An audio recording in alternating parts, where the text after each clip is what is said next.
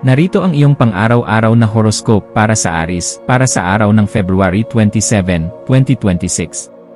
Sa pagsisimula ng magandang umaga ngayong February 27, mararamdaman mo ang isang kakaibang bugso ng sigla na nagmumula sa iyong kalooban. Na tila ba ang bawat hibla ng iyong pagkatao ay handang-handa na sumabak sa anumang hamon na ihahain ng buhay sa iyo sa buong maghapon. Ang enerhiyang ito ay hindi lamang basta lakas kundi isang matinding apoy na nagtutulak sa iyo na unahin ang mga bagay na matagal mo nang isinasantabi dahil sa kakulangan ng oras o tiwala sa sarili. Kaya gamitin ang pagkakataong ito upang simulan ang mga proyektong nangangailangan ng matapang na unang hakbang.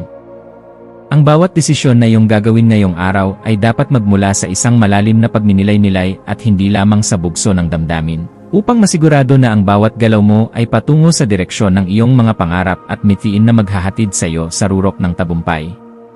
Pagdating sa usaping propesyonal at sa iyong karera, ang araw na ito ay nagdadala ng isang pambihirang pagkakataon upang ipakita ang iyong hindi matatawarang kakayahan sa pamumuno at ang iyong husay sa paggawa ng mga kritikal na desisyon sa gitna ng matinding pressure sa trabaho.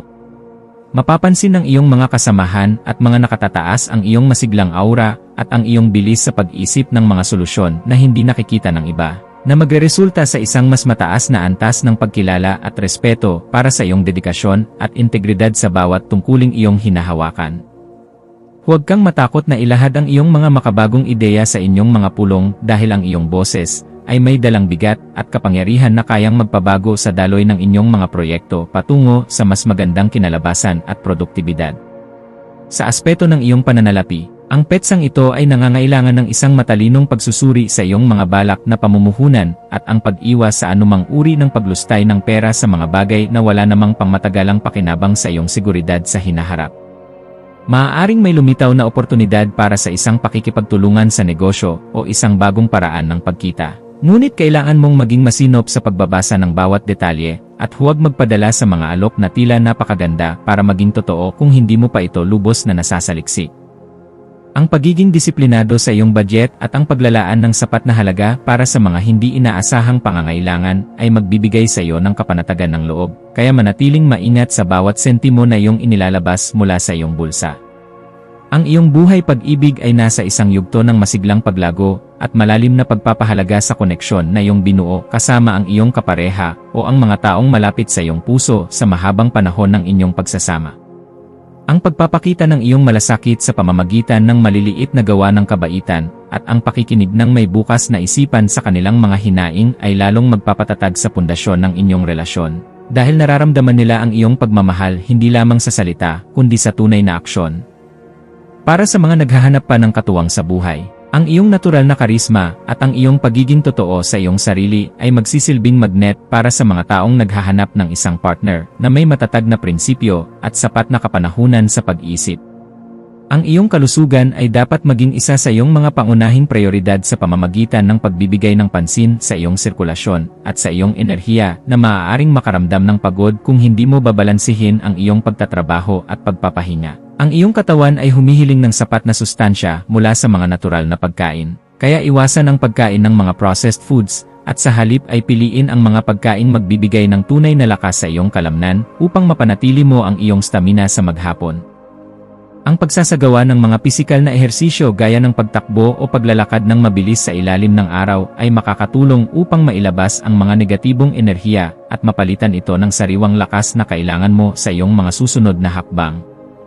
Sa iyong pakikipagkapwa-tao, ang iyong papel bilang isang inspirasyon at tagapagtanggol ng mga karapatan ay magiging sentro ng atensyon, lalo na sa mga kaibigan na nahaharap sa mga komplikadong sitwasyon na nangangailangan ng iyong katapangan at gabay. May isang tao na maaaring lumapit sa iyo upang humingi ng tulong sa pagpapasya tungkol sa isang mahalagang bagay, at ang iyong pagiging objektibo ay magsisilbing malaking tulong upang makita niya ang kagandahan sa gitna ng kaguluhan ng kanyang kasalukuyang nararamdaman. Maging mapagmasid sa iyong paligid dahil ang bawat pakikipag-usap ay nagdadala ng bagong karunungan na maaari mong gamitin upang mas lalo mo pang mapabuti ang iyong pakikitungo sa iba't ibang uri ng personalidad na iyong nakakasalamuha sa araw-araw. Ang iyong malikhaing isipan ay magkakaroon ng kakaibang kislap sa hapon, lalo na sa mga gawaing may kinalaman sa pagbuo ng mga bagong konsepto, sining, o anumang paraan ng pagpapahayag na nagpapakita ng iyong pagiging orihinal at hindi takot sumubok ng kakaiba.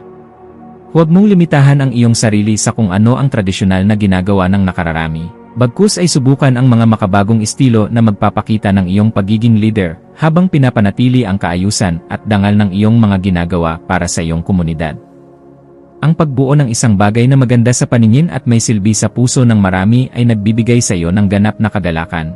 Kaya hayaan ang iyong mga ideya na dumaloy ng malaya habang pinapanatili ang disiplina sa bawat hakbang na iyong tinatahak. Para sa pamilya, asahan ang isang kaganapan sa loob ng tahanan na mangangailangan ng iyong katatagan bilang haligi na nagbibigay ng proteksyon at seguridad upang maging maayos ang takbo ng inyong samahan sa maghapon. Ang iyong presensya ay magbibigay ng kagaanan sa loob ng bahay. Kaya ang paglalaan ng oras para sa isang masayang pagkukwentuhan ay lalong maglalapit sa inyong lahat sa kabila ng inyong mga kanya-kanyang responsibilidad at abalang schedule sa labas ng inyong kuta. Maging mapagpatawad sa mga maliliit na pagkakamali ng iba at maging isang gabay na laging handang makinig ng may sapat na pag-unawa. Dahil ang matatag na ugnayan sa loob ng tahanan ang tunay na lakas na magtataguyod sa iyo sa bawat pagsubok na kakaharapin mo sa iyong buhay. Ang iyong intuition ay magsisilbing isang matalas na kumpas sa pagpapasya tungkol sa isang bagong oportunidad na may kinalaman sa iyong personal na pag-unlad o ang pagpasok sa isang yugto ng pag-aaral na matagal mo nang pinapangarap na simulan. Kung may nararamdaman kang udyok na ayusin ang iyong kapaligiran o ang iyong mga gamit upang maging mas maayos ang daloy ng enerhiya sa iyong paligid, gawin ito ngayon dahil ang pagkilos na ito ay pabor sa iyong mental na kalusugan. Ang iyong panloob na boses ay malakas na nagpapaalala na handa ka na para sa isang mas mataas na antas ng kaganapan. Kaya pakinggan ito at huwag hayaang ang mga pag-aalinlangan ng ibang tao ang humadlang sa iyong pag-asenso sa iyong napiling larangan. Sa aspeto ng edukasyon at pagkuha ng karunungan, ang iyong isipan ay magiging kasing talas ng isang kidlat na handang unawain ang bawat komplikadong teorya o kasanayan na iyong pinag-aralan sa kasalukuyang yugto ng iyong buhay. Gamitin ang panahong ito upang magbasa ng mga aklat na magpapalawak ng iyong pangunawa sa kalikasan ng mundo dahil ang mga ito ay sadyang makakatulong sa pagpapabuti ng iyong pagkatao bilang isang disiplinado at matalinong individual. Ang bawat impormasyon na iyong matututunan ay magsisilbing hiyas sa iyong isipan, kaya huwag kang titigil sa paghahanap ng katotohanan hanggang sa marating mo ang ganap na kalinawan na iyong matagal nang hinahanap para sa iyong sariling kapayapaan at seguridad. Iwasan ang pagiging masyadong agresibo sa pakikitungo sa mga taong hindi nakakasabay sa iyong bilis, dahil ang pagpapakita ng sapat na pasensya ay isang mahalagang kasanayan na dapat mong pagtuunan ng pansin upang mapanatili ang harmonya sa iyong paligid. Ang pagtanggap na ang bawat tao ay may sariling takbo at paraan ng pagkatuto ay magbibigay sa iyo ng higit na kagaanan sa pagtatrabaho at mas mabilis na pag-usad patungo sa iyong mga mitiin ng walang bitbit na mabigat na pakiramdam. Maging mabait sa iyong sariling pagkatao gaya ng pagiging maalaga mo sa iyong mga pangarap at makikita mo na ang iyong landas patungo sa tagumpay ay mas magiging masaya at puno ng mga aral na magagamit mo sa iyong hinaharap. Ang iyong espiritual na aspeto ay nangangailangan din ng pagkalinga sa pamamagitan ng paghahanap ng sandali ng katahimikan upang muling makakonekta sa iyong panloob na gabay na nagbibigay ng direksyon sa iyong mga plano sa buhay. Ang pagninilay-nilay tungkol sa iyong mga tunay na layunin ay magbibigay sa iyo ng sagot kung bakit kailangan mong maging matapang at kung paano mo magagamit ang iyong talino para sa kabutihan ng mas maraming tao sa iyong kapaligiran.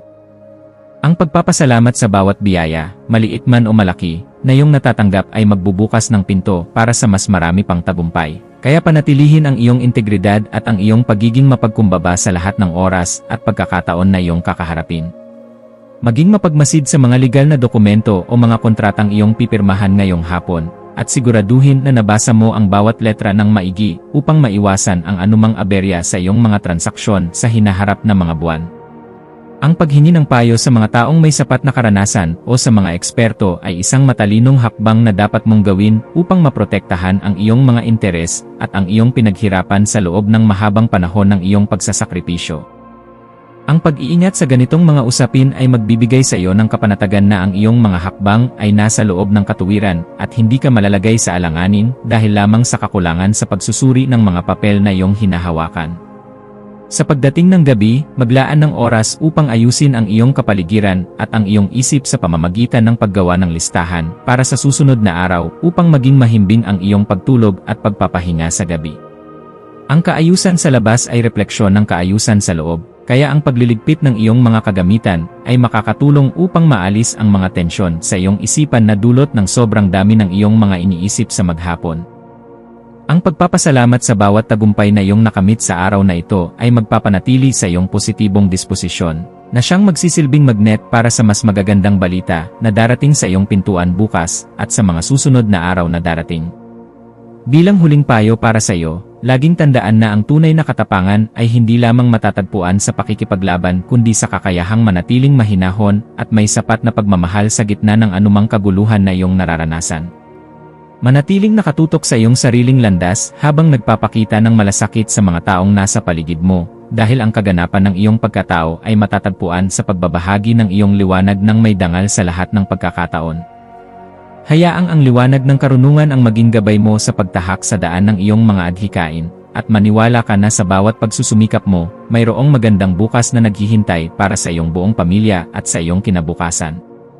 Ang iyong mga maswerteng numero para sa araw na ito ay 9, 18, at 27. Ang iyong maswerteng kulay ay matingkad na pula o kahel na sumisimbolo sa lakas at sigla. At ang maswerteng gawain para sa araw na ito ay ang pagsisimula ng isang bagong ehersisyo, ang paglilinis ng iyong workspace upang maging mas produktibo, o ang pakikipag-usap sa isang kaibigan upang magbahagi ng mga bagong ideya na magpapalawak ng inyong pananaw sa mundo.